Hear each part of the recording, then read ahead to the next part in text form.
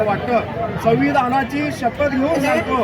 Doctor Babasaheb आंबेडकरांनी 342व्या कलमानुसार आमच्या आदिवासी कोळी जमातीला जे न्याय, हक्क आणि अधिकार दिलेले आहेत, ते जर समजा हे शासन आणि प्रशासनात बसलेले जे अधिकारी असतील, जे लोकप्रतिनिधी असतील, ते जर आम्हाला सुलभपणे हे आमचे दाखले प्रमाणपत्र किंवा वैधता प्रमाणपत्र देत नसतील,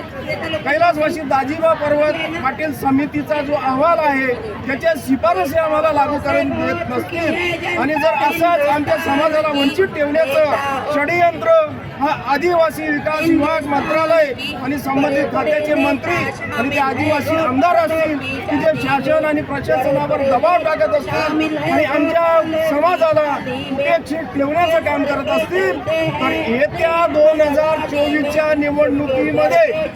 माझा आदिवासी कोळी समाज महाराष्ट्रातला ज्या ज्या ठिकाणी जास्तीच्या संख्येने आहे त्या ठिकाणी आमचे उमेदवार उभे राहतील आणि ज्या ठिकाणी संख्या कमी असेल त्या ठिकाणी आम्ही या सत्ताधाऱ्यांच्या विरोधामध्ये मतदान करणार असून हे यावेळेला आझाद मैदानातून मी डॉक्टर बाबासाहेब आंबेडकरांची शपथ घेऊन सांगतोय की जेणेकरून लवकरात लवकर शासन आणि प्रशासनाने आमचा प्रश्न सोडवावा. अन्यथा ते बघत असाल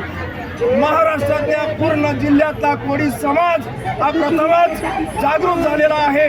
आमच्या राज्यव्यापी महाआंदोलनाचे मुख्य समन्वयक आणि निमंत्रक ॲडव्होकेट शरदचंद्रजी जाधव साहेब जे पुण्याचे आयोजक माननीय श्री सकारामदादा बिराडे संभाजीनगरचे, तसंच मुंबईचे आमचे गोरक्षनाथ दादा कोळी आणि सगळी टीम आपण बघत असाल, या सगळ्यांच्या सहकार्याने मार्गदर्शनाने महाराष्ट्रातला कोळी हा लवकरच रस्त्यावर उतरल्याशिवाय राहणार नाही असं मी या ठिकाणी